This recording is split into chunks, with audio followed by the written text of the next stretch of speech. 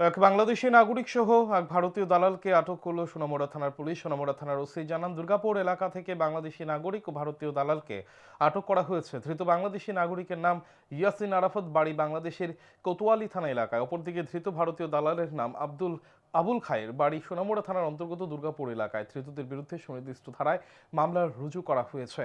ধৃতদের কাছ থেকে অনেক তথ্য পাওয়া গেছে। ধৃতরা অনেক বেআইনি কাজের সাথে যুক্ত রয়েছে।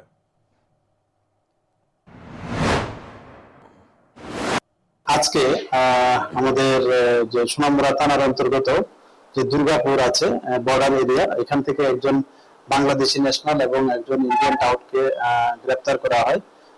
যিনি বাংলাদেশে যে নাগরিক, ওনার নাম হলো ইয়াসিন আরাফাত, বয়স 19, পিতা মৃত মাসুক মিয়া, আর ওনার গ্রামের নাম সমরিজ, যা কোতোয়ালি থানার অন্তর্গত, জেলা কুমিল্লা, বাংলাদেশ।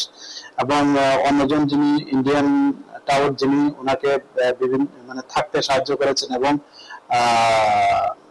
আশ্রয় দিয়েছিলেন, ওনার নাম হলো আবুল খায়ের, পিতার নাম তাহের মিয়া, দুর্গাপুর ওয়ার্ড নাম্বার 2, আমাদের সোনামুড়া থানার অন্তর্গত।